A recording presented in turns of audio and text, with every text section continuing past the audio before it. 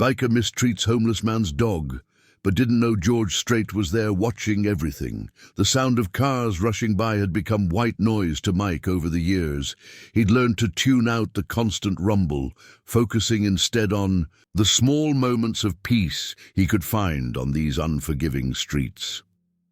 Sitting on his worn cardboard mat, back pressed against the brick wall of an abandoned storefront, he ran his weathered hand through Biscoito's fur.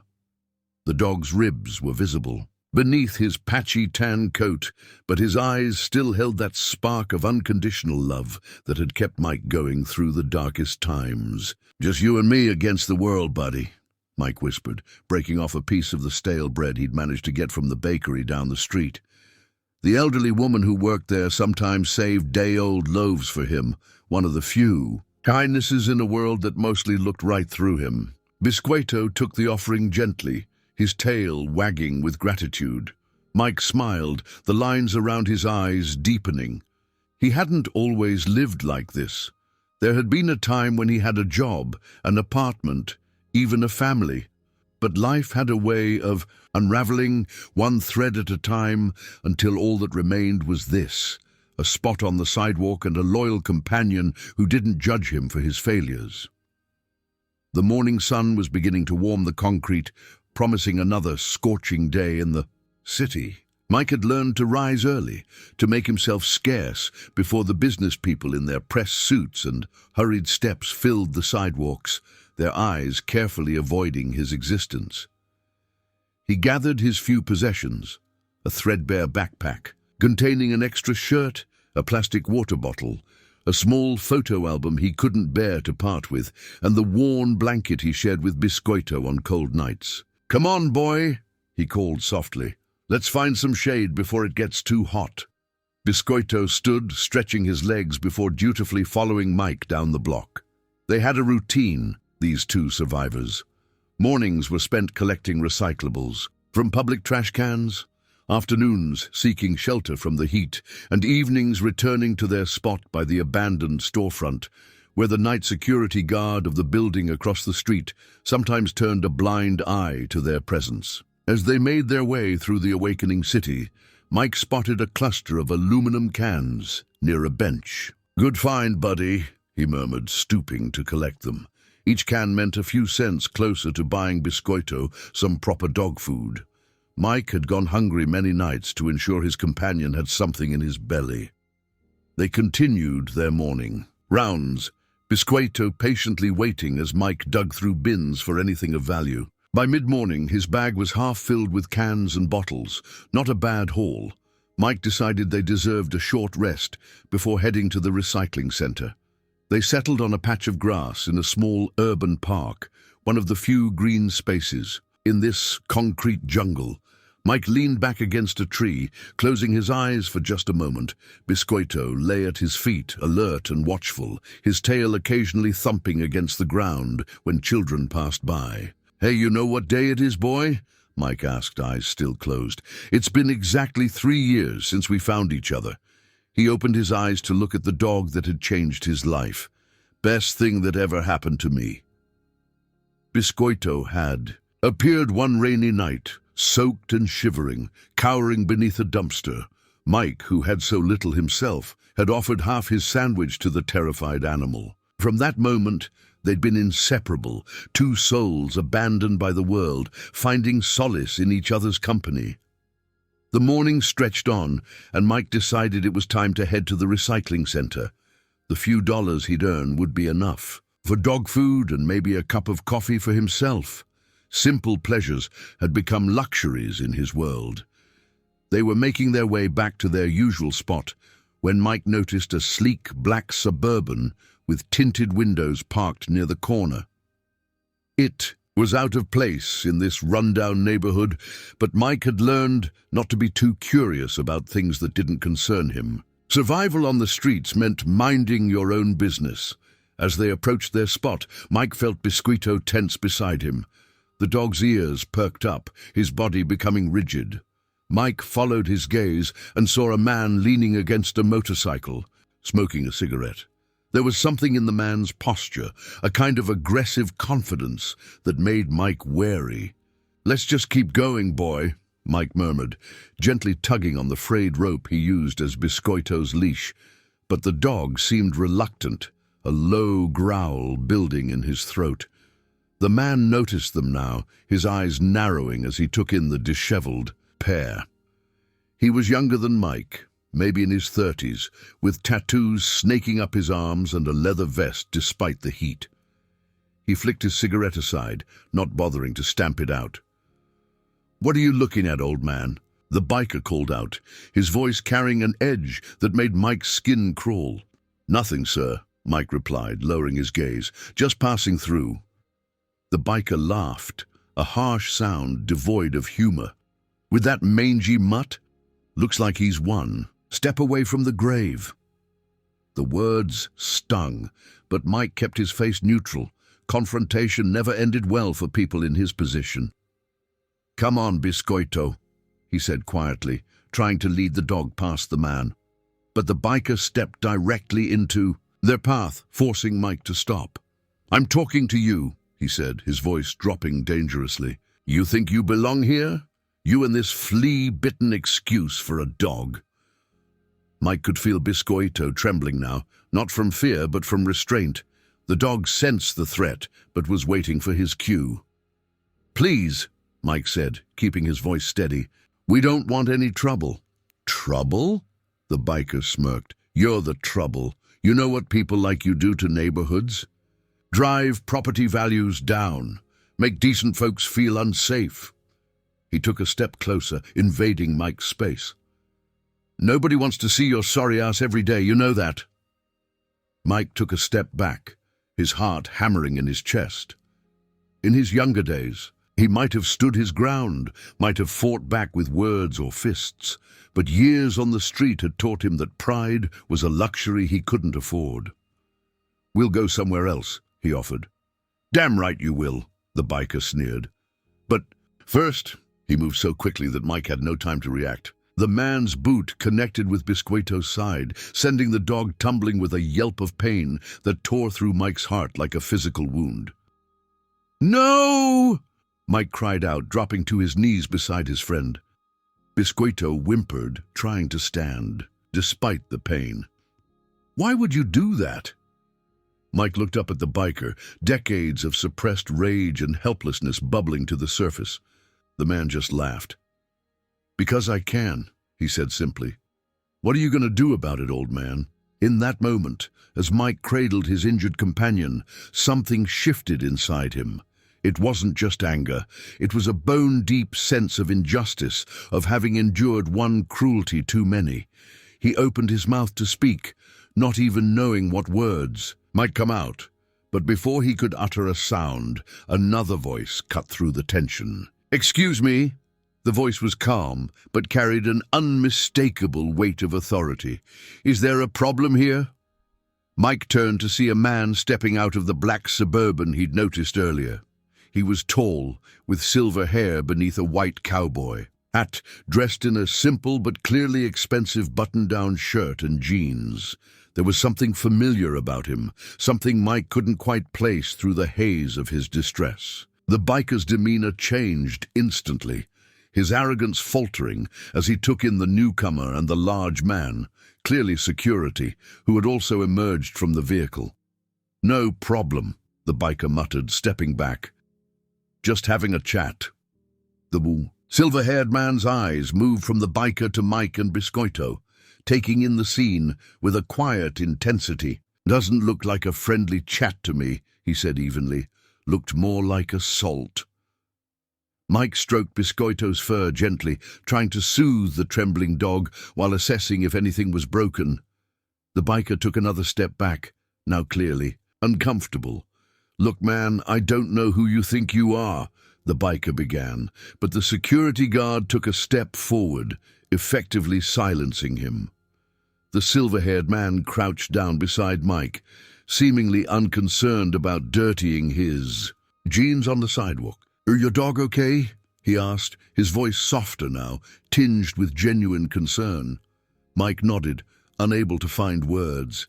There was a kindness in this stranger's eyes that felt almost foreign after so long being treated as invisible. I saw what happened. The man continued. All of it. That wasn't right. He turned to look at the biker, who was now fidgeting with his motorcycle keys, clearly eager to leave. You know where I come from. We judge a man by how he treats those who can't defend themselves. The biker let out a derisive laugh, but it sounded hollow, uncertain. Whatever, man. I don't have time for this shit. He turned to his motorcycle. I wouldn't leave just yet, the silver-haired man said, his voice still calm, but now carrying a hint of steel. My friend here, he gestured to the security guard, has already called the police. Cruelty to animals is a crime in this state. The biker froze, his back to them. You're kidding me, he said, turning around slowly. Over a stray dog? You've got to be joking. Do I look like I'm joking? The silver-haired man stood, drawing himself to his full height. In that moment, standing tall in the morning sunlight, Cowboy had casting a shadow over his weathered but dignified face. Mike suddenly realized where he'd seen this man before. It was George Strait, the king of country music, a legend standing on this dirty sidewalk, defending a homeless man and his dog. You're... Mike began, his voice barely above a whisper. George Strait gave him a small, almost imperceptible nod, before turning his attention back to the biker. I've got the whole thing on video, he said, nodding toward the Suburban, where Mike now noticed a dashboard camera was clearly visible. Want to explain to the officers why you thought it was okay to kick a defenseless animal? The biker's face had drained of color. Look, I didn't know. I was just, he stammered. You didn't know what? George asked, his voice hardening. That someone would hold you accountable. Just then, the wail of police sirens could be heard in the distance. The biker looked around frantically, as if seeking an escape route. I wouldn't, the security guard said simply, crossing his arms over his massive chest. This is ridiculous, the biker spat, but the panic in his eyes betrayed his bravado. Over a damn dog and some homeless... Careful, George interrupted, his voice quiet but sharp. Think real hard about the next words out of your mouth. The sirens grew louder, and Mike sat in stunned silence, still gently stroking Biscoito, who had begun to relax slightly under his touch. The dog whimpered, attempting to lick Mike's hand, as if trying to comfort him despite his own pain. The police car pulled up to the curb, and two officers stepped out, looking somewhat confused at the tableau before them. A famous country singer, a homeless man with his dog, a nervous-looking biker, and a security guard built like a linebacker. Mr. Strait, one of the officers said, recognition and surprise evident in his voice. What's going on here? George approached the officers, speaking to them in a low voice that Mike couldn't quite make out. The second officer came over to Mike, crouching, down to his level. Are you all right, sir?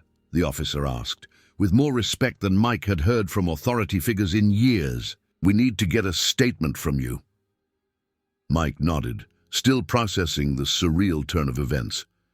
Just minutes ago he had been collecting cans, invisible to the world. Now he was at the center of a scene that felt ripped from a movie. What about Biscoito?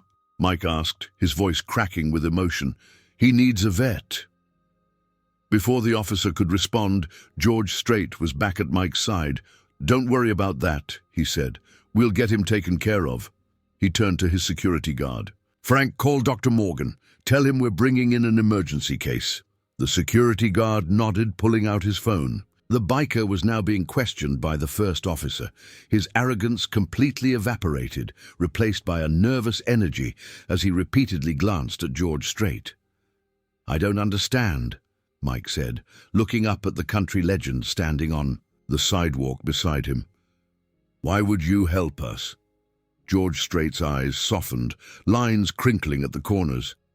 Because it was the right thing to do, he said simply. And because I've been around long enough to know that sometimes all it takes is one person to stand up and say, that's not okay. Mike felt tears stinging his eyes, years of stoic endurance crumbling in the face of this unexpected kindness. He gathered Biscoito gently in his arms, the dog nuzzling against his chest. "Can you stand?" George asked, offering his hand. Mike took it, allowing himself to be helped to his feet, Biscoito cradled against him. The world continued to move around them, the police taking statements, pedestrians slowing to stare at the scene, traffic flowing past. But for Mike, time seemed suspended in this moment of unexpected dignity, of being seen and defended after so long in the shadows. "I don't know how to thank you," Mike began, his voice unsteady. George shook his head. "No need for that. Let's just get your friend here to a doctor, all right?" As they walked toward the Suburban, Mike couldn't help but notice how George Strait walked beside him, not ahead or behind, matching his pace as though they were equals.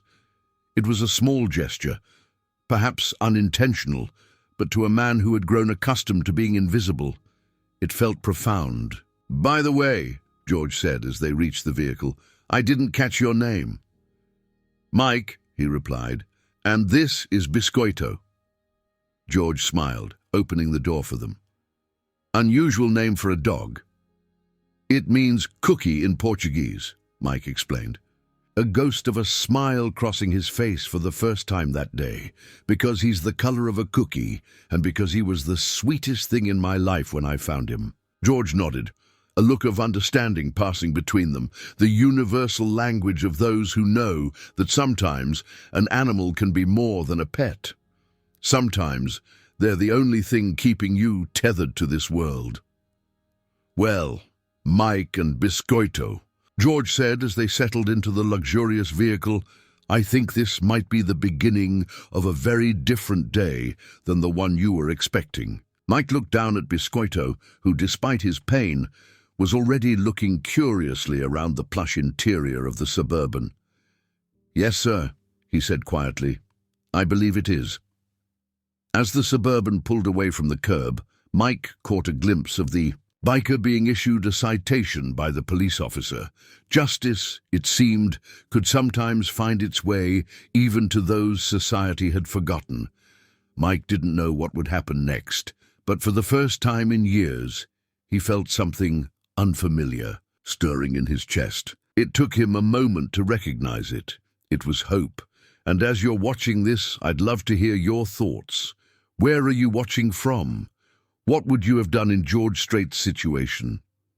Don't forget to subscribe to the channel for more emotional stories that remind us of the power of human kindness and dignity. Now let's continue with this incredible journey that began with a single act of cruelty and blossomed into something no one could have anticipated. Dr. Morgan's veterinary clinic was unlike any animal hospital Mike had ever seen. Through the large windows of the Suburban, he watched as they pulled up to a modern building with a tasteful sign and manicured landscaping. It was the kind of place where people who treated their pets like family members would come, a world away from Mike's reality. "He's the best vet in the city," George explained as the security guard, Frank, opened the door for them. "Treats, all my horses." Mike nodded, still cradling Biscoito protectively against his chest. The dog had grown quieter during the ride, which worried Mike more than the whimpering had. He felt a surge of anxiety as they approached the entrance. Places like this weren't meant for people like him. As if reading his thoughts, George placed a reassuring hand on his shoulder. "It's going to be okay, Mike. Let's just focus on getting Biscoito checked out." The moment they stepped inside, the receptionist's eyes widened in recognition. "Mr. Strait, we weren't expecting—" "Emergency situation, Beverly," George interrupted gently. "Need to see Jim right away." The woman nodded, quickly picking up a phone. Mike stood awkwardly in the pristine waiting room, acutely aware of his worn clothes and unwashed state. A woman sitting with a fluffy Persian cat edged away slightly, her nose wrinkling. It was a familiar reaction, one that normally wouldn't even register anymore. But with George Strait standing beside him, the contrast in how people were treated based on appearance seemed starker than ever. Within minutes, a door opened and a tall man in a white coat emerged. "George," he said warmly, before his professional gaze immediately shifted to the dog in Mike's arms. "This must be our emergency. Let's get him in the back right away." Mike hesitated, his arms tightening. Around Biscoito, as much as he wanted help for his friend, the thought of being separated from him was terrifying. Biscoito was quite literally all he had in the world. Dr. Morgan seemed to understand. "You can come too," he said kindly, addressing Mike directly. "We'll examine him together." Relief washed over Mike as he followed the veterinarian through the door, George Strait right behind him. They were led to an examination room with state-of-the-art equipment that made Mike's head spin. "You can put him here," Dr. Morgan said, patting an examination table covered with a clean towel. Mike gently set Biscoito down, keeping one hand on the dog's head. Biscoito whimpered but stayed still, his trusting eyes never leaving Mike's face. "Can you tell me what happened?" the vet asked, beginning his examination with gentle, practiced hands. Before Mike could answer, George spoke up. "He was kicked, hard, right in the ribs by a man wearing heavy boots." Dr. Morgan's face darkened. "I see." He continued his examination methodically, speaking softly to Biscoito the entire time. "Good boy. Just let me check this. Easy now." Mike watched anxiously as the vet palpated Biscoito's ribs, checked his breathing, and examined his eyes and gums. The clinical setting, the unfamiliar hands on his companion, it was all overwhelming. Mike hadn't been inside a proper building for anything other than a shelter on the coldest nights in years. "He's got some bruised ribs, but I don't think anything's broken," Dr. Morgan finally announced. "I'd like to do an X-ray to be certain, and he's quite malnourished and has some skin issues that need addressing. When was his last vet visit?" Mike's face flushed with shame. He's never been to a vet. I try to feed him the best I can, but..." To Mike's surprise, there was no judgment in the vet's eyes. "You've obviously taken good care of him given your circumstances. He's clearly devoted to you. And that says a lot." George, who had been quietly observing, stepped forward. "Jim, I want you to do everything this dog needs. Full workup, vaccines, treatments, whatever he requires. I'm covering all of it." Mike's head snapped up. "Mr. Strait, I can't let you—" "Yes, you can," George interrupted firmly but kindly. "Consider it an investment in a fellow Texan." His eyes crinkled with a small smile. "And please call me George." Dr. Morgan nodded. "We'll take good care of him. The X-ray will take a little while, and then I'd like to get him on some fluids, give him a proper bath, and see about those skin issues. Do you want to wait, or—" The unspoken question hung in the air. Where would Mike go? What would he do outside the clinic? "Actually," George said, "Mike and I have some things to discuss. Could we use your office for a bit, Jim?" "Of course," the vet replied. "Take all the time you need." Mike reluctantly said goodbye to Biscoito, promising to return soon. As the vet's assistant gently led the dog away for his X-ray, Mike felt a hollowness in his chest. He followed George to a comfortable office down the hall, his mind racing with questions. Once inside with the door closed, George gestured to a chair. "Please sit down. You look like you could use a rest." Mike lowered himself onto the edge of the chair, feeling out of place among the leather and polished wood. "I don't understand any of this," he said finally. "Why would someone like you care about what happens to someone like me?" George removed his cowboy hat, setting it on the desk, and ran a hand through his silver hair. "Someone like you?" he repeated quietly. "You mean a human being who was being mistreated?" He sighed, settling into the chair across from Mike. "I was raised to believe that how you treat people who can't do anything for you reveals your true character. Mike looked down at his weathered hands. Most people just walk by. They don't see us, or they don't want to.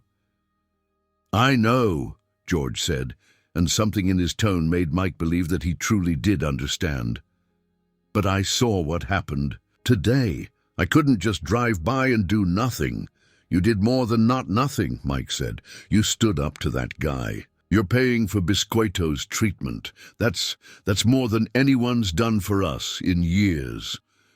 George was quiet for a moment, studying Mike with thoughtful eyes. Can I ask how you ended up on the streets? It was a question most people would consider rude or intrusive, but coming from George, it felt genuine rather than judgmental. Mike ran a hand over his face, the stubble rough beneath his fingers. It wasn't one thing, he began, more like a series of dominoes. I worked construction for 20 years. Good money until I fell from a scaffold and messed up my back. Couldn't work the same after that. Workers' comp ran out, started taking painkillers. You can probably guess the rest. Tried to get clean, but by then I'd lost my apartment, my savings. My wife had already left years before. George nodded, listening intently without interruption. I had a choice between paying for a room or paying for food, Mike continued. Chose food. Then one day I found Biscoito hiding under a dumpster during a storm. Skinny little thing, terrified, shared my sandwich with him. A small smile crossed Mike's face at the memory. Best decision I ever made. Having him, it gives me a reason to keep going, you know? Someone who depends on me. I understand that, George said. Responsibility can save us sometimes. A knock at the door interrupted them. Frank, the security guard, entered with 2 cups of coffee and a bag from a nearby deli. Thought you might be hungry, he said, setting the items down. On the desk, Mike stared at the coffee. Real coffee, not the watered-down liquid they sometimes served at the shelter. The aroma alone made his mouth water. Thank you, he said quietly. Frank nodded and left, closing the door behind him. Mike took a tentative sip of the coffee, closing his eyes briefly at the rich taste. While Biscoito's getting taken care of, I'd like to make you a proposition, George said, taking a sandwich from the bag and passing it to Mike. Mike accepted it cautiously. What kind of proposition? I own a ranch outside of San Antonio, George explained. Good-sized place. Always need extra hands for various jobs. Nothing too strenuous, given your back issues, but honest work with fair pay and a place to stay. Mike nearly choked on his coffee. You're offering me a job? You don't even know me. George's expression remained calm. I know enough. I know you've kept yourself and that dog alive, despite difficult circumstances. I know you showed restraint when that man was taunting you, which tells me you think before you act. And I know loyalty when I see it. Biscoito trusts you completely, and animals are excellent judges of character. Mike set his coffee down, his hand trembling slightly. This can't be real. Things like this don't happen, not to people like... Maybe they should happen more often. George interrupted gently. Look, I'm not offering charity. It's a job. You'll work, you'll earn your keep, and Biscoito will have space to run around, good food, and the care he needs. Mike felt a tightness in his throat. Why would you take a chance on me? There must be hundreds of people who'd jump at working for you. George leaned back in his chair, his eyes thoughtful. Maybe I've reached a point in life where I trust my instincts about people, or maybe... He paused, a shadow crossing his face momentarily. Maybe I know something about second chances and how important they can be. Before Mike could respond, there was another knock at the door. Dr. Morgan entered, holding several X-ray films. Good news, he announced. No broken ribs, just some bruising that should heal in a few weeks. However, Biscoito is severely malnourished and has a pretty bad case of mange, plus he needs all his vaccines and should be neutered. Do whatever he needs, George repeated his earlier instruction. The treatments will take a few days, Dr. Morgan continued. We should keep him here where we can monitor him. Mike's heart sank. A few days without Biscoito felt unbearable, but he knew it was what his friend needed. Can I visit him?" "Of course," the vet assured him. "Whenever you want, during business hours." George stood up. "In the meantime, Mike needs a place to stay. Can you recommend a decent hotel nearby, Jim?" The vet raised an eyebrow. "The Riverside Inn is just down the street. Nothing fancy, but clean and comfortable." "Perfect," George said. "Frank can get you settled there, Mike, and then we can talk more about the ranch opportunity tomorrow." After you've had a chance to rest and think about it, Mike stood as well, feeling dazed. Just hours ago, he'd been collecting cans, invisible to the world. Now he was being offered a job, a place to live, and his dog was receiving the best veterinary care money could buy. It didn't seem possible. "I don't know what to say," he admitted. "You don't have to say anything right now," George replied. "Just get some rest. It's been a hell of a day." They walked back to the examination area where Biscoito was now resting, comfortably on a clean bed, an IV in his front leg delivering much-needed fluids. The dog lifted his head when he saw Mike, his tail wagging weakly. Mike knelt beside him, stroking his head gently. "Hey, buddy, the doctors are going to take good care of you, okay? I'll be back tomorrow." Biscoito licked his hand, his eyes trusting. Mike felt tears threatening again and swallowed hard. "He's in good hands," Dr. Morgan assured him.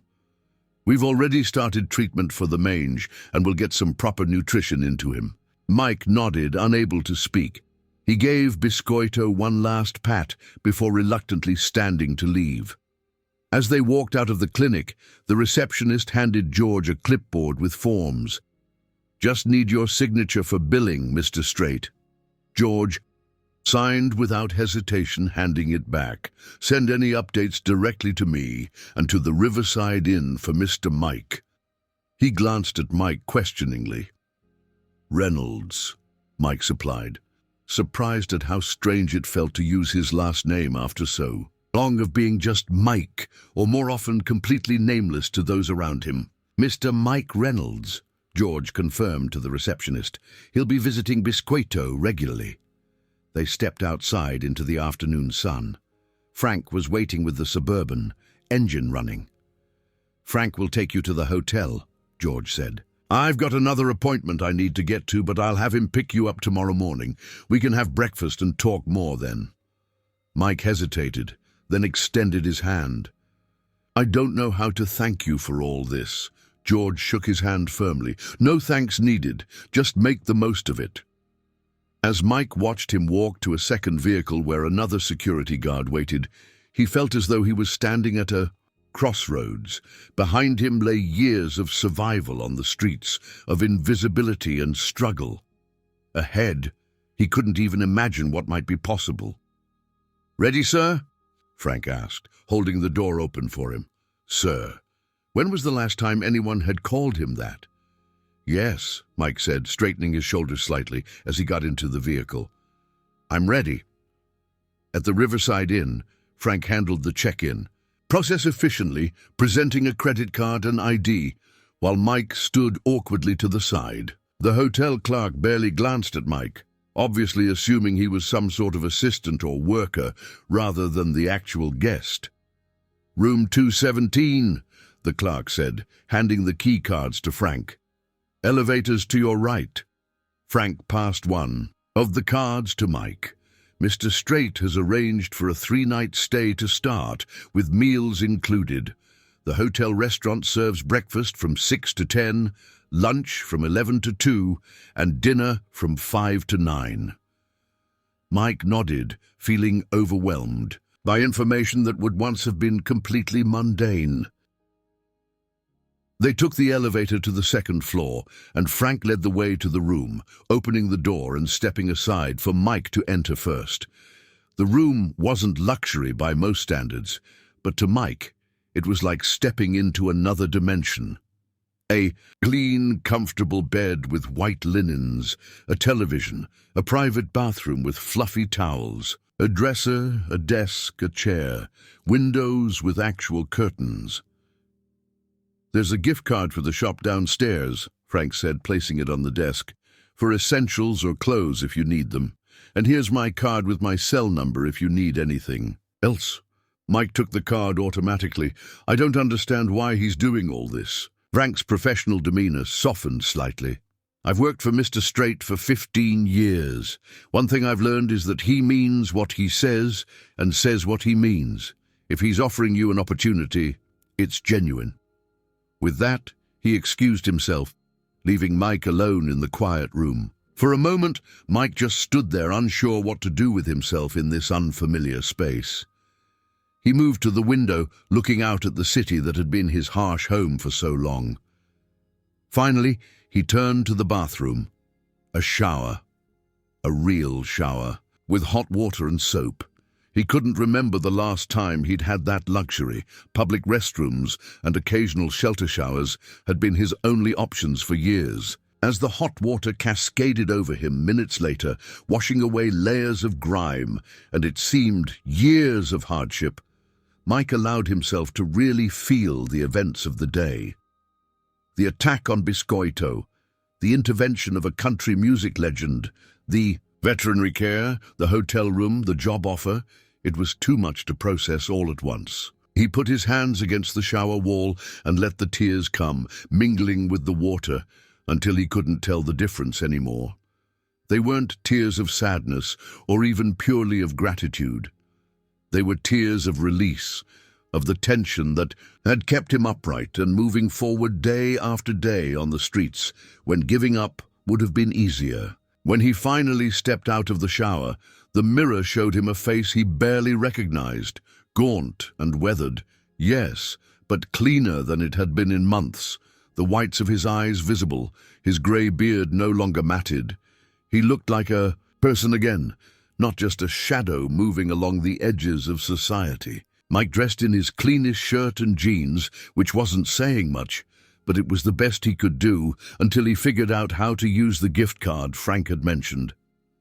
He sat on the edge of the bed, running his hand over the smooth cover, marveling at how something as simple as clean bedding could feel like such a luxury. The television remote lay on the nightstand. Mike picked it up hesitantly and turned on the TV, the voices and colors filling the room with a comforting background noise. He lay back on the bed, intending just to rest for a moment, to gather his thoughts. Instead, the exhaustion of years caught up with him all at once, and he fell into the deepest sleep he'd had since his first night on the streets, when he'd still believed his situation was temporary. In his dreams, Biscoito ran through an open field, healthy and strong. While Mike watched from the porch of a small house, the weight of constant vigilance finally lifted from his shoulders. Morning came with a disorienting moment of panic as Mike woke in unfamiliar surroundings. For a split second, he thought he'd been arrested or hospitalized. Then the events of the previous day crashed back into his consciousness, and he sat up, looking around the hotel room in wonder. It hadn't been a dream. He was here, in this clean room, on this comfortable bed. And somewhere across town, Biscoito was receiving care that Mike could never have provided on his own. A glance at the digital clock on the nightstand showed it was just past 7 in the morning. Frank would be coming to pick him up for breakfast with George Strait. George Strait. The reality of it still seemed impossible. Mike had owned his albums once, in another lifetime had played Amarillo by Morning so many times the cassette wore out. And now this legend was offering him a job, a chance at a new life. It was too much to believe, too good to be true. And yet, here he was. Mike made his way downstairs to the hotel lobby, feeling like an imposter in a world that had excluded him for so long. He was wearing the same clothes as yesterday, now somewhat cleaner after he'd washed them in the sink and dried them with the hotel hairdryer. He felt self-conscious about his appearance, but reminded himself that he would be able to buy some new clothes with the gift card Frank had left. The lobby was busy with business travelers checking out, their rolling suitcases forming an obstacle course as Mike navigated toward the small hotel shop. Inside, he found a limited but adequate selection of clothing. He selected a simple blue, button-down shirt, a pair of jeans that looked approximately his size, socks, underwear, and a toiletry kit. The young woman at the register barely looked at him as she processed the gift card. Back in his room, Mike changed into his new clothes, marveling at the feeling of fresh fabric against his skin. When was the last time he'd worn something new? 5 years? 6? He couldn't remember. Looking in the mirror, he barely recognized himself. Clean-shaven, with his hair combed back neatly, wearing clean, new clothes, he looked almost respectable. The man staring back at him looked less like the homeless person he'd been yesterday, and more like the Mike Reynolds he used to be, before everything fell apart. A knock at the door startled him. He opened it to find Frank standing there, as impassive as ever in his dark suit. "Good morning, Mr. Reynolds. Ready for breakfast?" Mr. Reynolds. The formality still felt strange after years of being invisible, or, at best, "Hey, you." "Yes, thank you," Mike replied, grabbing his room key and following Frank to the elevator. "Mr. Strait is waiting at the Riverside Cafe around the corner," Frank explained as they stepped outside into the morning sunshine. "He prefers it to the hotel restaurant, more private." The Riverside Cafe was a quaint establishment with large windows overlooking a small park. As they approached, Mike could see George Strait sitting at a corner table, checking something on his phone.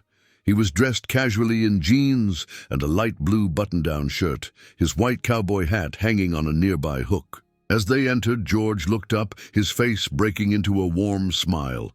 He stood, extending his hand. "Mike, good morning, you're looking well." "Thank you," Mike said, shaking his hand. "I feel different. Amazing what a good night's sleep in a real bed can do," George observed, gesturing for Mike to take a seat. "Frank, join us for breakfast?" The security guard shook his head. "I'll be at the counter, sir. Thank you." As Frank moved to a stool at the bar, George turned his attention back to Mike. "I called the vet clinic this morning. Biscoito had a good night. The treatments are already helping with the mange, and he's eating well." Relief washed over Mike.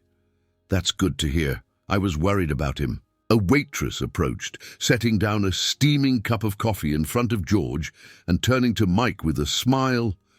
"What can I get you, sir?" There it was again. "Sir." Mike glanced at the menu, overwhelmed by the choices after years of eating whatever he could find or afford. "Just coffee, please." George raised an eyebrow. "Mike, order whatever you want. Breakfast is the most important meal of the day." The kindness in his voice broke through Mike's hesitation. "Eggs and toast, then. Scrambled, if that's okay. And bacon," George added. "Bring him bacon, too, and orange juice." He looked at Mike. "Unless you'd prefer something else." Mike shook his head, a small smile crossing his face. "No, that sounds great. Thank you." As the waitress walked away, George leaned back in his chair. "Sleep okay?" "Better than I have in years," Mike admitted. "It's strange, though. I kept waking up, forgetting where I was." George nodded understandingly. "I wanted to check if you've had a chance to think about my offer. The job at the ranch." Mike wrapped his hands around the coffee cup the waitress had just delivered, drawing comfort from its warmth. "I have, and I'm grateful. More than I can say. But I have to ask, why me?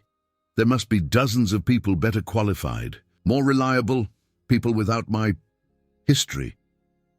George was quiet for a moment, considering his words carefully. "Have you ever heard the song, 'The Weight of the Badge'?" Mike nodded. It was a George Strait song about the sacrifices of police officers. "Well, I've been thinking about a new song," George continued, "about the weight of being invisible, about how society looks right through certain people. I've been successful, beyond anything I could have imagined as a young man. but I've never forgotten where I came from or how easily life can turn on anyone." He paused as the waitress returned with their food, waiting until she was out of earshot before continuing. "What happened yesterday with Biscoito, it affected me. Not just the cruelty, but how that man thought he could get away with it because you were—" He searched for a tactful word. "Homeless," Mike supplied. "It's okay. You can say it." George nodded. "Because you were homeless. As if that somehow made you less deserving of basic dignity and respect." He shook his head. "That's not the America I want to live in. That's not the Texas I love." Mike took a bite of his eggs, savoring the simple pleasure of warm, fresh food. "Still doesn't explain why you'd take a chance on me." "My ranch manager is retiring at the end of the year," George explained. "But before that, he needs to train someone to handle some of his responsibilities. Oversight of the general maintenance, coordinating repairs, keeping track of supplies. Nothing too physical, given your back issues, but important work that requires organization and reliability." Mike set down his fork, struggling to process what he was hearing. "You're offering me a management position? I haven't worked in years. I don't have references or—" "You have life experience," George interrupted, "and sometimes that's more valuable than a resume full of irrelevant jobs. Look, I'm not throwing you into the deep end. You'll start with basic responsibilities, learn the operation, see if it's a good fit for both of us." He took a sip of his coffee before continuing. "There's a small cabin on the property, nothing fancy but private, with running water and electricity. You and Biscoito would have your own space." Mike felt a lump forming in his throat. "I don't know what to say." "Say you'll try," George replied simply. "That's all I'm asking. Give it 3 months. If it doesn't work out, no hard feelings, and I'll make sure you and Biscoito land on your feet somewhere." Mike looked down at his plate, then back up at George. "Why does it matter so much to you? You're George Strait. You must have a million things more important than helping some random homeless guy and his dog." Something shifted in George's expression. A shadow of old pain, briefly visible before his features, settled into a small, sad smile. 15 years ago, my daughter Jennifer was killed in a car accident. She was 13 years old. Mike's heart sank. "I'm so sorry. I didn't—" "No, most people don't. I've kept it private," George said quietly. "She was the light of my life. After we lost her, I nearly fell apart, but one of the things that helped me through was remembering how she always rooted for the underdog. She was always bringing home stray animals, standing up for kids getting bullied at school." His eyes grew distant with memory. "She had such a good heart." He focused back on Mike. "When I saw what happened to you and Biscotto yesterday, something about it reminded me of Jenny, what she would have done, how angry she would have been at that man's cruelty." His voice grew firmer. "So maybe this is partly for her, a way to honor who she was and what she believed in. But it's also because I believe people deserve second chances, and sometimes all it takes is one person willing to offer one." Mike felt overwhelmed by the personal confession from this intensely private man. "I don't know if I deserve a second chance," he admitted, "but if you're willing to give me one, I'd be a fool not to take it." George's face brightened. "So you'll come to the ranch?" Mike nodded. "Yes, I'll try." "Good," George said, the decision made. "As soon as Biscoito is well enough to travel, Frank will drive you both to San Antonio." As they finished their breakfast, Mike felt a curious sensation building in his chest. It took him a moment to identify it. So long had it been absent from his life. It was purpose, a reason to move forward instead of just surviving another day. Their conversation turned to practical matters, when Biscoito might be released, what Mike would need for the ranch, the logistics of the journey to San Antonio. George spoke of the ranch with obvious pride, describing the rolling hills, the horses, the wide open spaces where Biscoito could run without fear. After breakfast, Frank drove Mike to the veterinary clinic to visit Biscoito.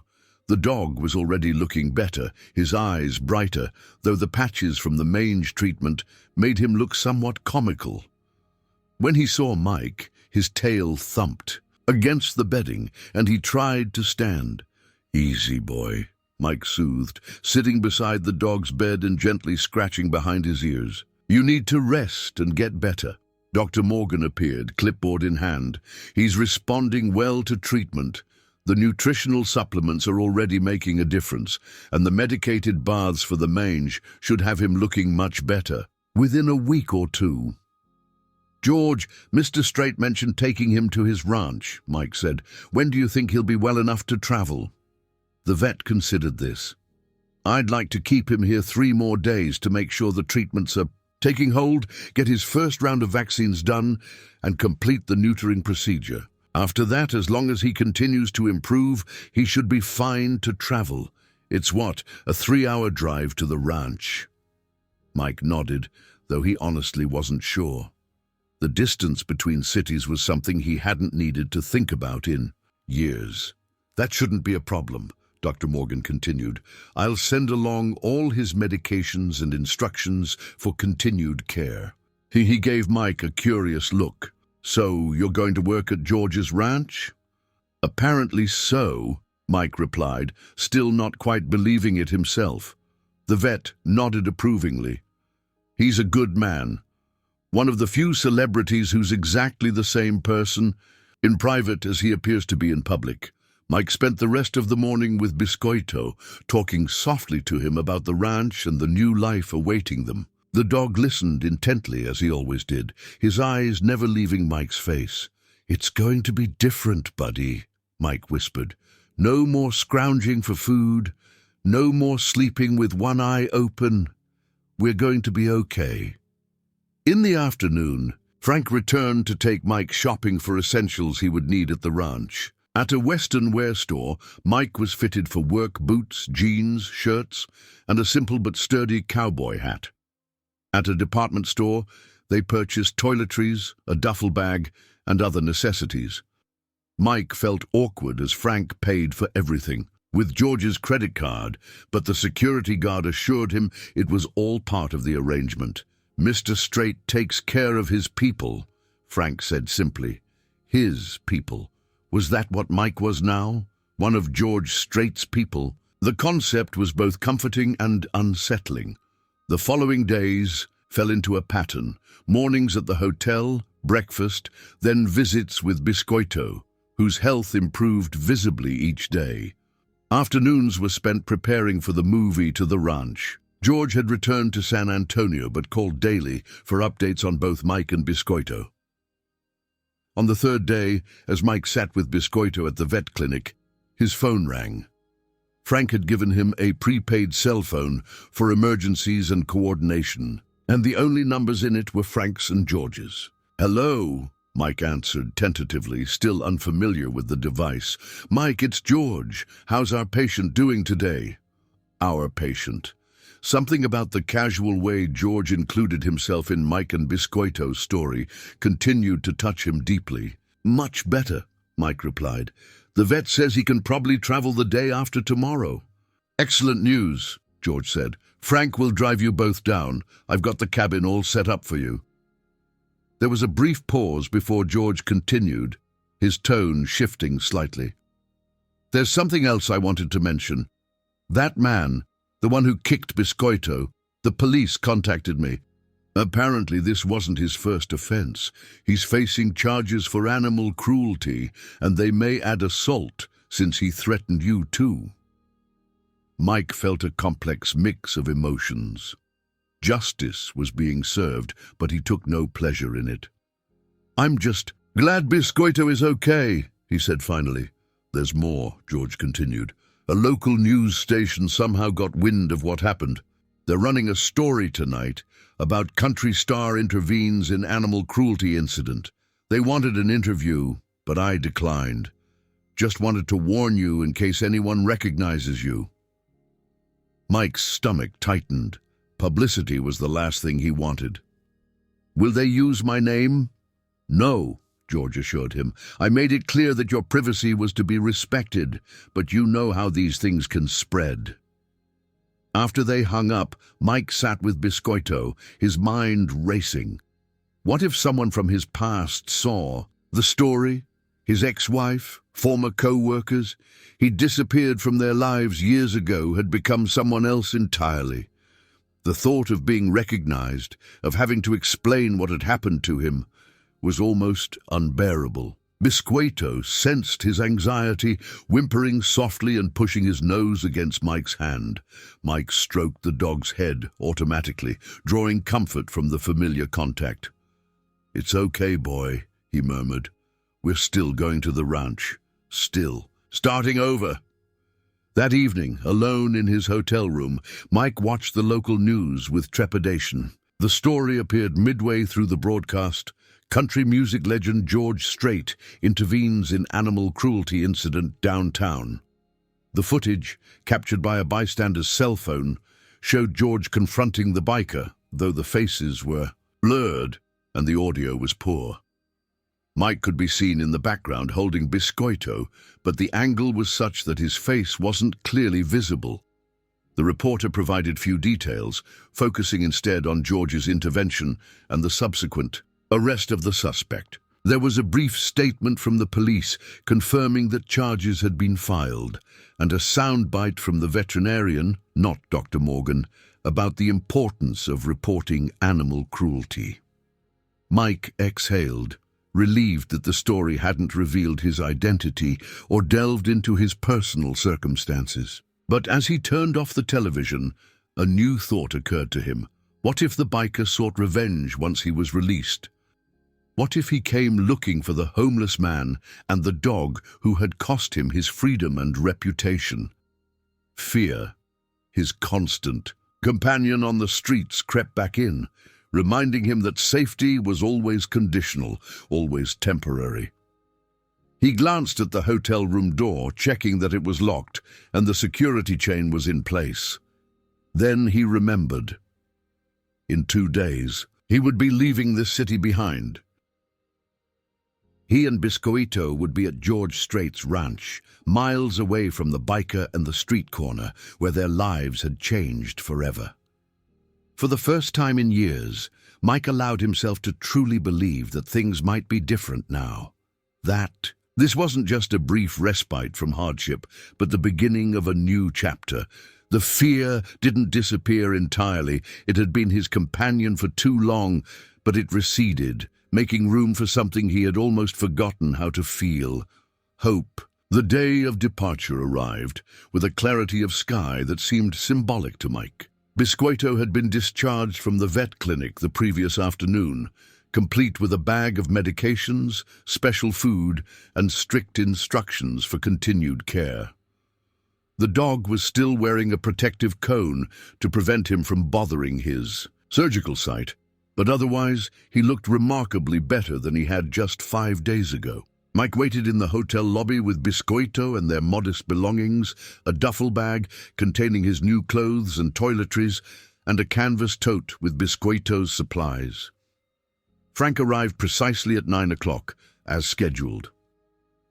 "Ready to head to San Antonio?" he asked, taking the duffel bag from Mike. "As ready as I'll ever be," Mike replied, unable to completely hide his nervousness. He was about to leave behind the only life he'd known for years, trading the familiar streets of the city for an unknown future at a country music legend's ranch. Biscoito, however, seemed entirely unbothered by the prospect of change.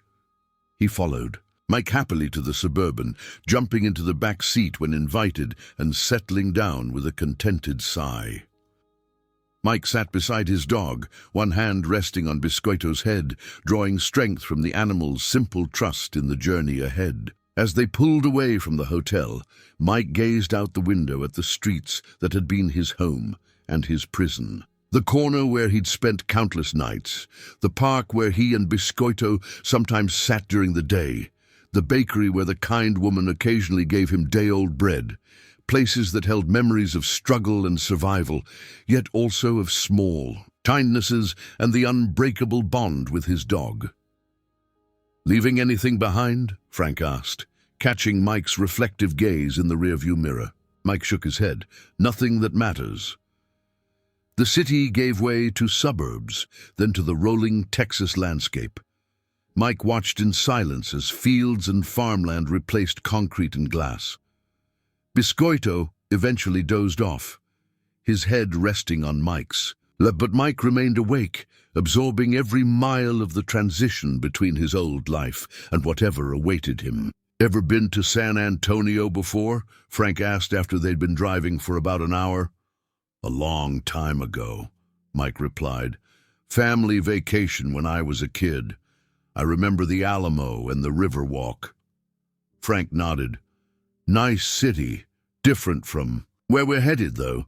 Mr. Strait's ranch is about 30 miles outside the city, pretty isolated, which is how he likes it." The mention of George brought a question to Mike's mind. Is Mr. Strait usually this involved with the ranch? Will I be seeing him often? Frank glanced at Mike in the mirror. He splits his time between the ranch and his other homes. When he's at the ranch, he's hands-on, knows every inch of the property and every person who works there. When he's away, Ray Gonzalez, that's the ranch manager you'll be training under, runs things. But Mr. Strait calls daily for updates, no matter where he is. Mike nodded, trying to imagine what his day-to-day life would be like. Would he be able to adjust to work and responsibility after years of focusing solely on survival? Would the other ranch employees accept him, or would they resent this stranger their boss had brought in? As if reading his thoughts, Frank spoke again. "The crew at the ranch is good people. Most of them have worked for Mr. Strait for years. They're loyal to him, and they trust his judgment, even when he brings in someone like me." Mike couldn't help asking. Frank's eyes met his in the mirror. "Especially then. They know he doesn't make decisions like this lightly." He paused.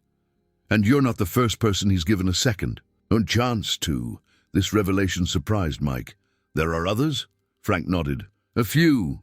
Mr. Strait believes in redemption, in the possibility of change. But he's not naive about it. He expects hard work and honesty in return." These words settled over Mike like a weight, not an oppressive one, but the kind that anchors a person to purpose. George Strait was offering him not just a job, but a chance to reclaim his dignity through meaningful work. Mike silently promised himself that he would not squander this opportunity. The landscape continued to change as they drove further south. The highways gave way to country roads, and the scenery became increasingly rural. They passed ranches with longhorn cattle grazing behind fences, fields of wildflowers, and the occasional small town that seemed frozen in time. After nearly 3 hours of driving, Frank turned onto a private road marked only by a discreet but elegant metal gate. "Strait Ranch," he announced as they passed through, "about 2 more miles to the main house." The driveway wound through mature oak trees before opening onto a stunning vista. Rolling hills stretched as far as the eye could see, dotted with grazing horses. In the distance, a large but tasteful house blended harmoniously with the landscape. Closer to the entrance road stood several outbuildings, barns, equipment sheds, and what appeared to be staff housing. "It's beautiful," Mike said softly, taking in the peaceful scene. "It is," Frank agreed. "The main house is up ahead, but we'll go directly to your cabin first so you can get settled." He turned down a side road that led to a cluster of smaller buildings partially hidden by trees. They passed 2 modest homes that Mike guessed were staff residences before stopping in front of a compact cabin built of natural wood with a small covered porch. It was simple but well maintained, with a rocking chair on the porch and colorful flower pots adding a homey touch. "This is it," Frank said, parking the Suburban. "Your new home." Mike felt a surge of emotion as he looked at the cabin. It was smaller than the apartment he'd lost years ago, but after living on the streets, it looked like a palace. A real roof, solid walls, privacy, safety. Biscoito sensed his excitement, sitting up and looking out the window with curious eyes, his tail beginning to wag. "Let's go inside," Frank suggested, retrieving Mike's duffel from the trunk. The interior of the cabin was simple but comfortable. A combined living and kitchen area greeted them, furnished with a small sofa, a recliner, a coffee table, and a compact dining set. The kitchen was basic but functional: refrigerator, stove, microwave, and enough cabinets for a single person's needs. A short hallway led to a bedroom with a queen-sized bed already made up with fresh linens, and a bathroom with a shower, toilet, and sink. "It's not fancy," Frank commented, "but it's comfortable. Plenty of privacy, but close enough to everything you'll need." Mike could only nod, overwhelmed by the simple luxury of having walls and a roof to call his own again. Biscoito was already exploring, his cone bumping into furniture as he sniffed every corner of his new domain. "The fridge is stocked with basics," Frank continued. "Maria, she manages the household staff, made sure you'd have enough for a few days. There's a landline phone there on the counter, and Mr. Strait said to give you this." He handed Mike a new smartphone. "It's got all the ranch contacts programmed in, and good reception even out here." Mike took the phone hesitantly. "I don't know how to thank him, or you, for all of this." Frank's usually impassive face softened slightly. "No thanks needed. Mr. Strait will be by later this afternoon to check on you and show you around. In the meantime, get settled, let your dog get comfortable." He handed Mike a set of keys: front door, back door, and the ranch utility vehicle parked outside. "It's yours to use for getting around the property." With that, Frank left the Suburban, crunching gravel as it pulled away. Mike stood in the middle of the cabin, keys in hand, hardly believing this turn in his fortunes. Biscoito came to sit at his feet, looking up at him with his head tilted, as if to ask, "What now?" "We're home, buddy," Mike said softly, bending to remove the cone from Biscoito's neck. The vet had said it could come off when Mike could directly supervise him. "What do you think?" In answer, Biscoito trotted to the front door, looking back expectantly. Of course, after days in the veterinary clinic, followed by the long car ride, he needed to explore his new territory. Mike opened the door, and together they stepped onto the porch. The Texas hill country spread before them, rolling green pastures, stands of oak trees, and in the distance, horses grazing peacefully. The air was clean and scented with wildflowers, so different from the city smells they'd become accustomed to. "Stay close," Mike cautioned as they ventured into the yard. Biscoito seemed to understand, remaining near Mike as they explored the immediate surroundings of the cabin. There was a small, fenced backyard that would be perfect for Biscoito, a storage shed, and the utility vehicle Frank had mentioned, a well-maintained forest green ATV with a small cargo bed. After letting Biscoito explore and take care of his needs, they returned to the cabin. Mike unpacked his few possessions, arranging clothes in the dresser and closet, setting toiletries in the bathroom. It took less than 20 minutes, a stark reminder of how little he owned. But rather than feeling depressed by this, Mike found himself appreciating the fresh start, the clean slate. He was arranging Biscoito's medications on the kitchen counter when he heard the sound of approaching hoofbeats. Looking out the window, he saw George Strait riding toward the cabin on a magnificent chestnut quarter horse. He was dressed in worn jeans, a plaid shirt, and his signature cowboy hat, looking every inch the rancher rather than the music superstar. Mike stepped onto the porch as George dismounted, tying his horse to the porch railing with practiced ease. "Mike," George greeted him warmly, extending his hand. "Welcome to the ranch. How was the drive down?" "Good," Mike replied, shaking his hand. "The cabin is amazing. I don't know how to thank you." George waved away his thanks. "Where's our recovering patient?" As if on cue, Biscoito appeared in the doorway, approaching George cautiously but with a wagging tail. "Looking much better. George observed, crouching to let Biscoito sniff his hand. Those treatments did wonders. The vet said he should continue to improve, Mike said. I can't believe how different he looks already. George stood, giving Biscoito a final pat. Feel up to a tour of the property. We can take the ATV if you'd prefer, but I thought you might enjoy a ride. He gestured to his horse, then to a second horse that Mike now noticed was tethered to a nearby tree. That's Juniper, gentlest mare on the ranch. Perfect for a beginner, or someone who hasn't ridden in a while. Mike hesitated. I haven't been on a horse since I was a kid. Like riding a bike, George assured him with a smile. And Juniper will do all the work. The idea was both intimidating and appealing. Mike looked at Biscoito, concerned about leaving him alone so soon after arriving. Reading his thoughts, George added, Biscoito can come along. Most of our horses are good with dogs and we'll go slow. Decision made. Mike nodded. I'd like that. Mounting the horse was awkward, but Juniper stood patiently as Mike struggled into the saddle. Once seated, the familiar feeling came back to him. The height, the gentle movement beneath him, the leather reins in his hands. George mounted, his own horse with the ease of long practice. Comfortable? He asked. Getting there, Mike replied with a nervous smile. Just relax and let her follow my horse. Biscoito, he called to the dog. Come along, boy. Biscoito needed no further invitation, trotting happily alongside the horses as they set off at a walk.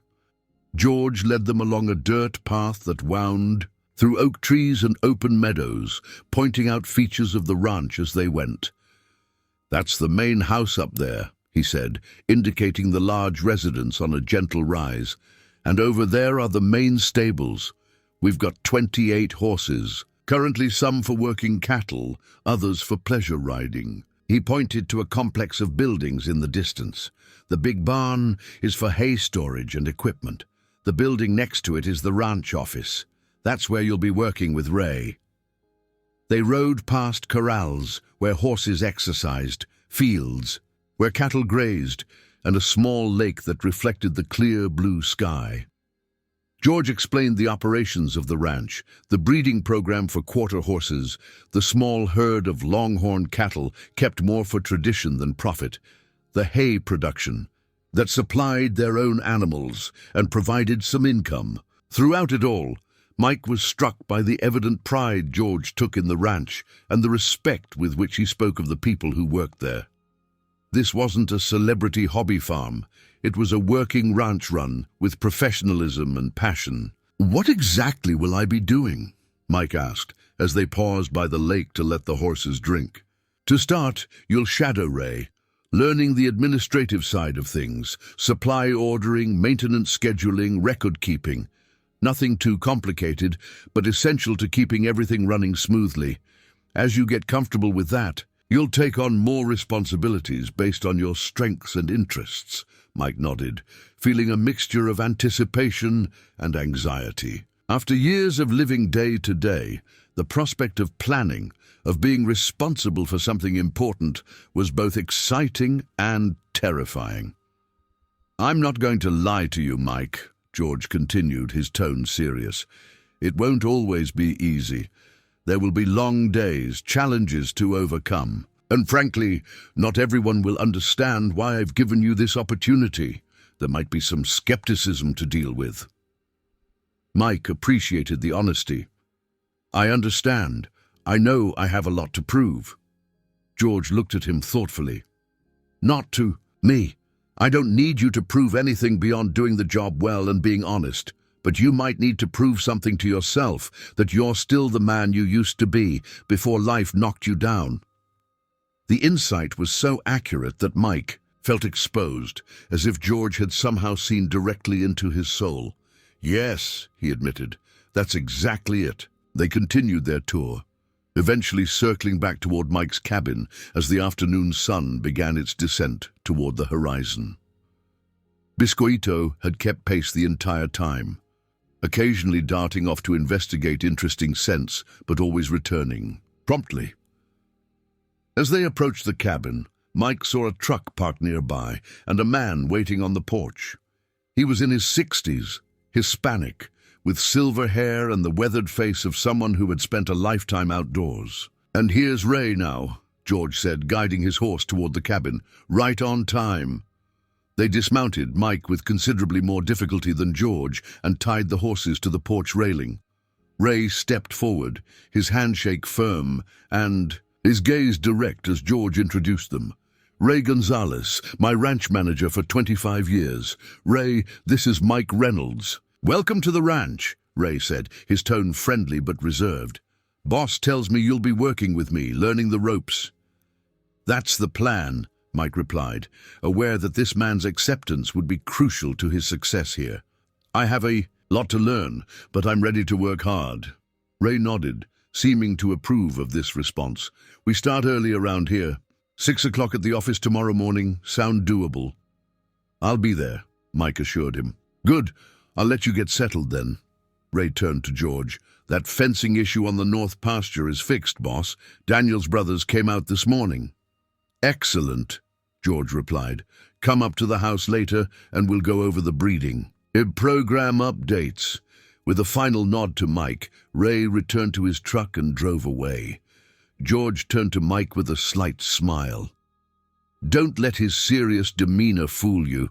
Ray's the best ranch manager in Texas and one of the finest men I know. Learn everything you can from him." "I will," Mike promised. George's expression turned thoughtful. "There's a barbecue at the main house Saturday evening, just the ranch staff and their families. Nothing fancy, but it would be a good opportunity for you to meet everyone." The thought of socializing with a group of strangers was intimidating after years of isolation, but Mike knew it was an important step. "I'd like that. Thank you." "Good," George said. "Maria will bring some more groceries by for you tomorrow, and there's a ranch handbook in the kitchen drawer that covers the basics. Emergency, contacts, property maps, that sort of thing." He untied his horse.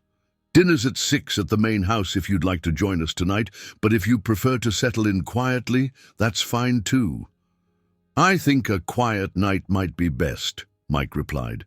"For Biscoito's sake," he added, though in truth, he needed time to process everything as much as his dog did. George nodded understandingly. "I'll have Maria send down a plate." With that, he mounted his horse and, with a final nod to Mike, rode off toward the main house. Mike watched him go, then turned to Biscoito. "Well, buddy, looks like we've got work to do tomorrow. What do you think of that?" Biscoito wagged his tail, apparently entirely satisfied with their new circumstances. As evening settled over the ranch, Mike sat on the porch in the rocking chair, watching the sunset paint the Texas sky in brilliant oranges and pinks. True to George's word, a woman named Maria had delivered a delicious meal of pot roast, potatoes, and fresh vegetables, along with a homemade apple pie that Mike couldn't remember the last time he'd tasted something so good. Biscoito lay at his feet, belly full of the special food the vet had prescribed, content in a way Mike had never seen before. No more constant vigilance, no more hunger, no more danger from cruel strangers or other street dogs. As darkness fell and stars appeared in the vast Texas sky, Mike allowed himself to fully feel the magnitude of the change in their circumstances. Just a week ago, he had been huddled on a street corner, invisible to most of society, his only concern being survival to the next day. Now he sat on the porch of his own cabin, with a job awaiting him in the morning, his faithful companion safe and healing beside him, all because George Strait had refused to look away from cruelty, had chosen to see the humanity in a homeless man and his dog. Mike didn't know what the future held, what challenges awaited him as he attempted to rejoin the working world after years on the margins. But sitting there under the star-filled sky, with the gentle sounds of the Texas night surrounding him, he felt something he had almost forgotten, a sense of belonging, of possibility, of purpose. And for tonight, that was enough. 6 months later, the Texas summer had given way to fall, and a crisp morning breeze rustled the leaves of the oak trees surrounding Mike's cabin. He sat at the small kitchen table, coffee mug in hand, reviewing maintenance schedules for the coming week. Biscoito dozed at his feet, occasionally twitching in his sleep as he chased dream rabbits. The dog had transformed in the month since their arrival at the ranch. His coat was now full and glossy, the mange long-heeled. He had filled out to a healthy weight, and the fearful wariness that had been necessary for survival on the streets had been replaced by a confident, joyful demeanor. He had become a favorite among the ranch hands, often accompanying them on their rounds and proving himself surprisingly adept at helping herd cattle when needed. Mike glanced at the clock. 5:45. He had 15 minutes before he needed to head to the ranch office. Rising from the table, he rinsed his coffee mug and placed it in the dish drainer. The simple domestic routine still gave him a sense of satisfaction after years of homelessness. "Come on, buddy," he called to Biscoito. "Time to get to work." The dog sprang up immediately, tail wagging in anticipation of the day ahead. Together, they stepped out onto the porch, where the first light of dawn was just beginning to illuminate the ranch. Mike climbed into the ranch truck that had replaced the ATV as his mode of transportation. After proving himself reliable and capable, he had been given more responsibility and the vehicle that came with it. Biscoito jumped in beside him, settling into the passenger seat with the air of a seasoned ranch dog.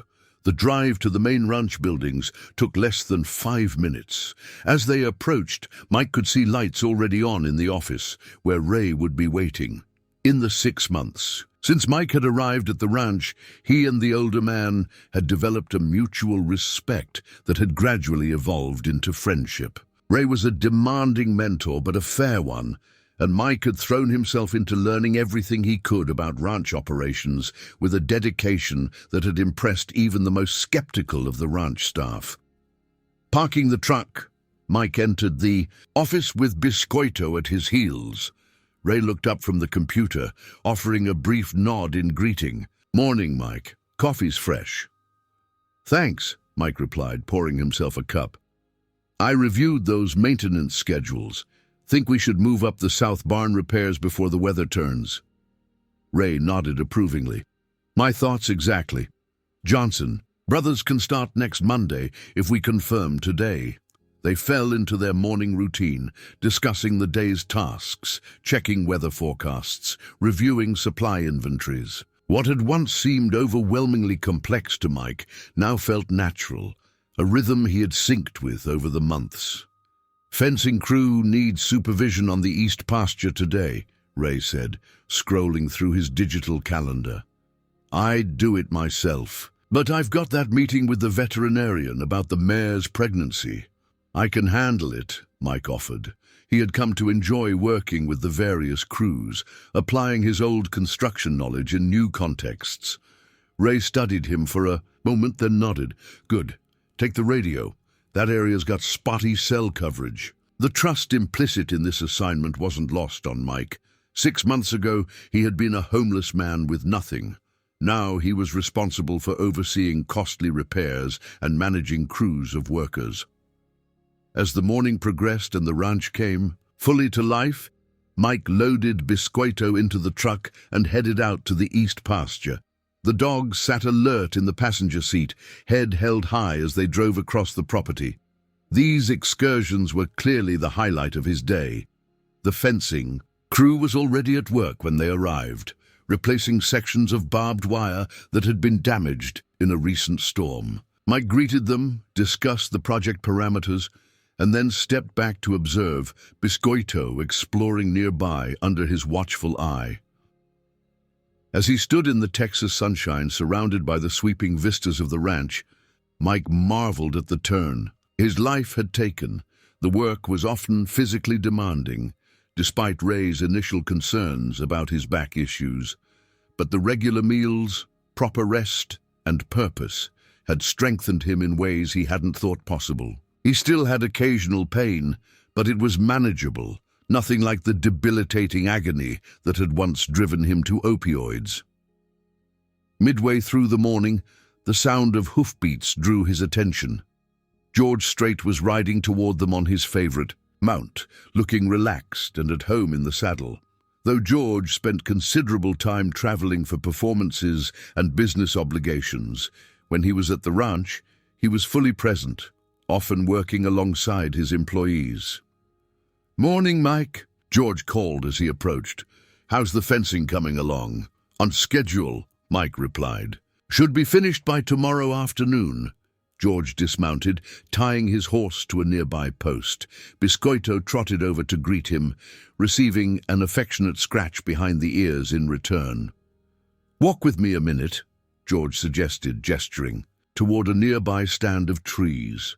Intrigued, Mike followed, wondering what was on the country star's mind. They walked in companionable silence for a moment before George spoke. "Ray tells me you've picked up the operations remarkably quickly. Says you have a good head for the administrative side and a knack for working with the crews." Mike felt a swell of pride at the praise. "I've had a good teacher in Ray." George nodded. "That you have.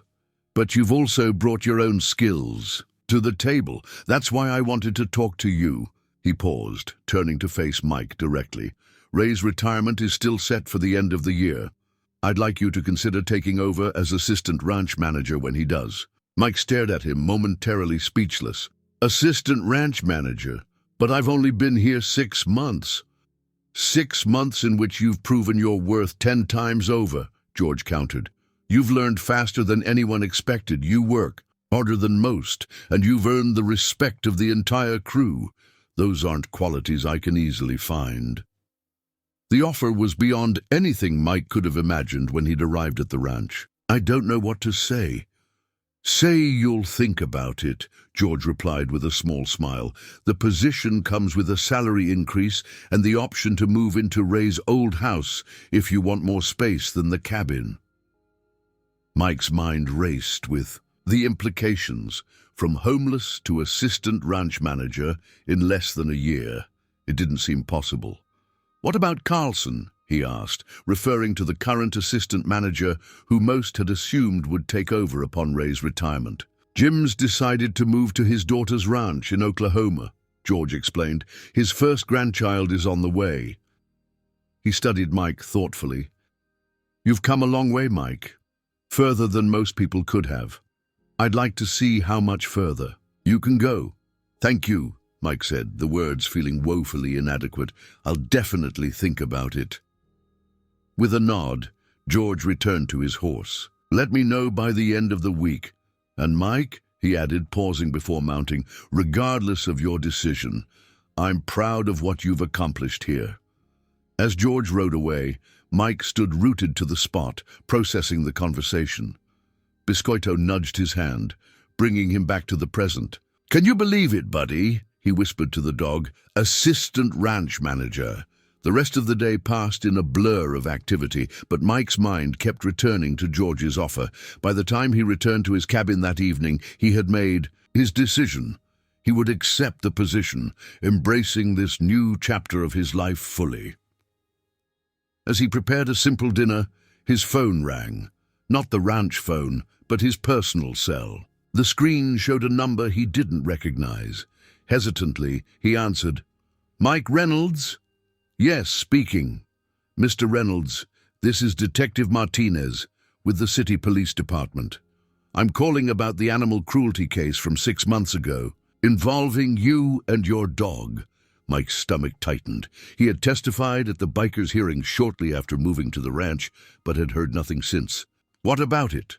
"The defendant, Jason Mercer, was convicted yesterday of animal cruelty and assault. I wanted to let you know personally. He's been sentenced to a year in county jail and ordered to pay restitution to the veterinary clinic that treated your dog." A complex wave of emotions washed over Mike. Relief, vindication, but also a strange emptiness. The justice seemed almost irrelevant now. So far had he traveled from that moment on the street corner. "Thank you for letting me know," he said finally. "There's something else," the detective continued. "The case got some media attention because of Mr. Strait's involvement. A local animal welfare organization wants to recognize both of you at their annual fundraiser next month. They're calling it the Compassion in Action Award. Mike hesitated.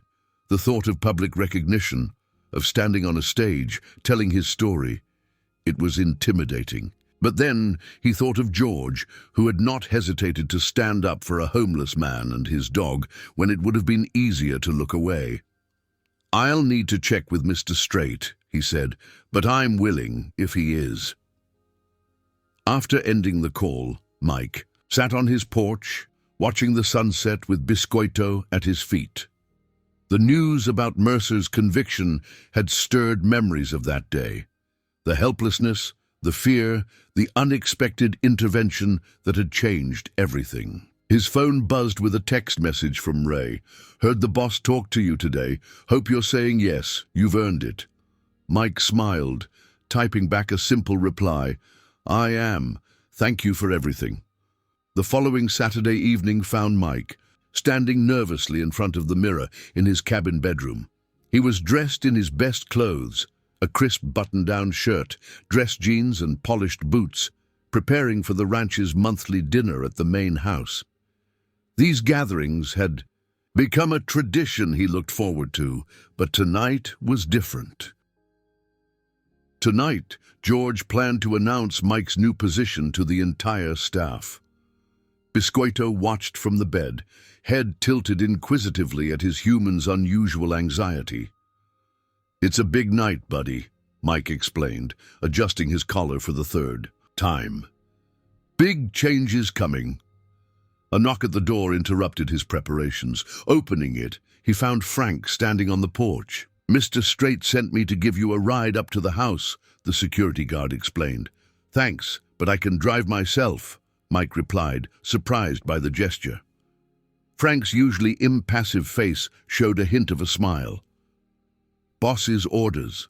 Said something about making an entrance." Puzzled but intrigued, Mike gathered Biscoito and followed Frank to the waiting Suburban. As they drove toward the main house, Mike noticed more vehicles than usual parked outside. Not just the ranch staff's trucks and cars, but several unfamiliar vehicles as well. "Bigger crowd tonight?" he asked Frank. "You could say that," the security guard replied cryptically. The main house was ablaze with lights, and the sound of music and conversation drifted from the back patio where these gatherings were typically held. As Frank led him around the side of the house, Mike's confusion grew. This looked like more than the usual ranch dinner. Turning the corner to the patio, Mike stopped short in astonishment. The space had been transformed with twinkling lights, long tables set with proper linens, and a small stage area. At least 50 people milled about, many of whom Mike recognized as ranch staff and their families, but others were strangers. A banner hung above the stage, celebrating second chances. George Strait, dressed in a western suit and his signature cowboy hat, approached with a warm smile. "Surprise," he said simply. "What is all this?" Mike asked, taking in the scene with disbelief. "A celebration," George replied, "of your new position, yes, but also of everything you've accomplished these past 6 months." He gestured around the gathering.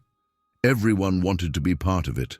Mike spotted Ray and his wife, the various ranch hands and their families.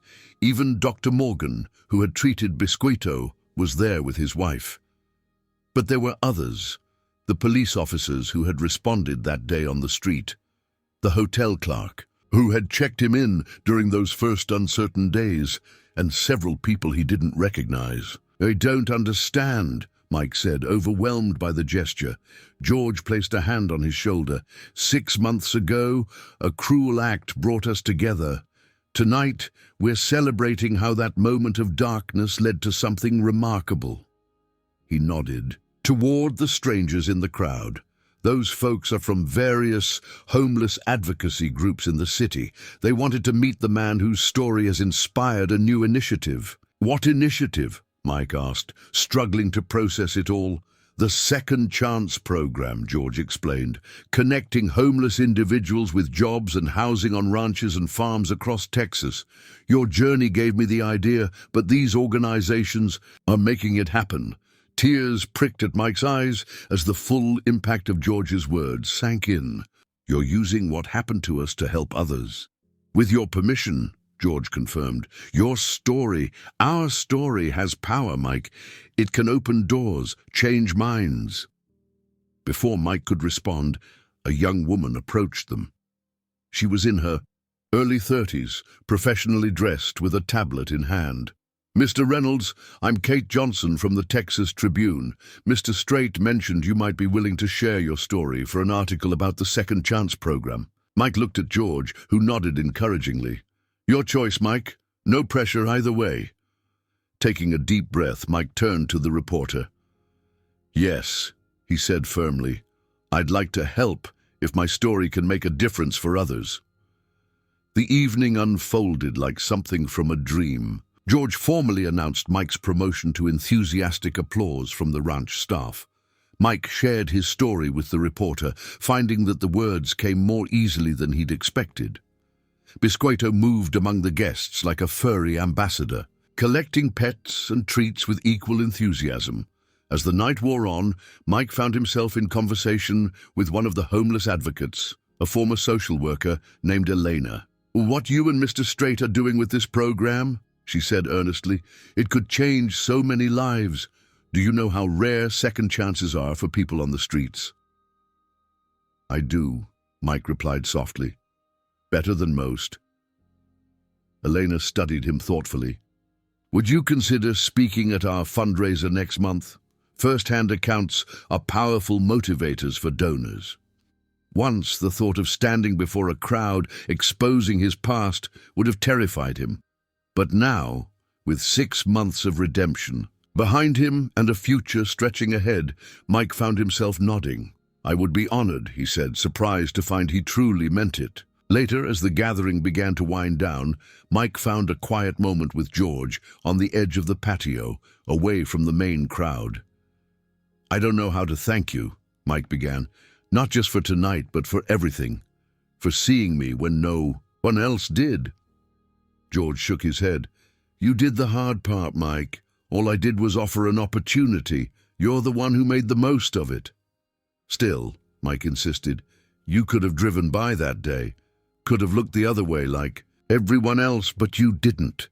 Maybe that's the real lesson in all this, George mused. Sometimes all it takes to change a life is the courage to not look away. He glanced back at the gathering, where ranchers were mingling with homeless advocates, sharing ideas and experiences. And sometimes that change ripples outward in ways we never could have imagined. Mike followed his gaze, seeing the unexpected connections being formed, the possibilities taking shape. From a single act of cruelty had sprouted something beautiful and far-reaching, a network of compassion, an infrastructure of second chances. Biscoito appeared at his side, pressing against his leg in a gesture that had become familiar over their years together. Mike reached down to stroke his head, feeling a profound gratitude for this animal who had been his anchor through the darkest times. You know, George said suddenly, I've been working on a new song, about a man and his dog, about cruelty and kindness, about the power of seeing someone's humanity when the rest of the world has forgotten how to look. He glanced at Mike. With your permission, of course. Mike felt a lump form in his throat.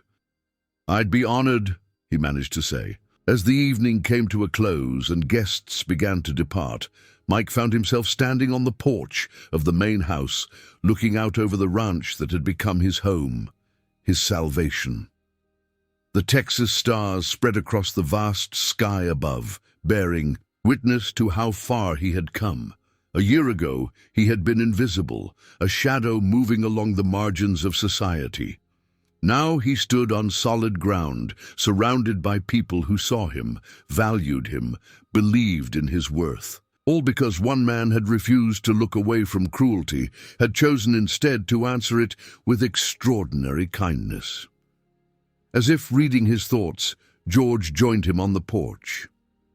"Beautiful night," he observed. "Yes," Mike agreed, looking not at the sky but at the community that had gathered to celebrate his journey. "Beautiful indeed." They stood in companionable silence for a moment, two men from vastly different worlds, connected by an unlikely chain of events, a cruel kick, a brave intervention, a second chance seized with both hands. "You know," George said finally, "my daughter would have liked you. She had a way of seeing the best in people, of believing in second chances." "I wish I could have met her," Mike replied softly. George nodded, a gentle sadness in his eyes. "In a way, I think she's been part of all this. The decision to stop that day, to get involved. It felt like something she would have done." Mike understood then that his redemption had been meaningful, not just to him, but to George as well. A way of honoring a beloved daughter's memory by embodying the compassion she had valued. "In that case," Mike said, "I'm doubly grateful." As they turned to re-enter the house, Mike caught sight of Biscoito playing with several children on the lawn, his tail wagging joyfully, his movements full of the confidence and security that comes from being truly safe, from being home. And in that moment, watching his once starving, once frightened companion living his best dog life, Mike felt the final pieces of his own healing fall into place. The streets, the hunger, the invisibility, they were part of his story, but they no longer defined him. What defined him now was this: the work he did with purpose, the community that had embraced him, the difference he could make for others walking the path he had traveled. What defined him was the man he had become, not in spite of his journey, but because of it. As George Strait would later sing in the ballad inspired by their story, it's not the fall that matters, but the rising. Not the darkness, but the light we choose to bring. For in the eye of cruelty, compassion's twice as binding, and one hand extended can change everything. And in the years that followed, as the Second Chance program expanded across Texas and beyond, as Mike Reynolds became its most passionate advocate while managing the Strait Ranch with dedication and skill, as Biscoito grew old with dignity and love in the home they had found together, that simple truth remained at the heart of everything. One hand extended can change everything.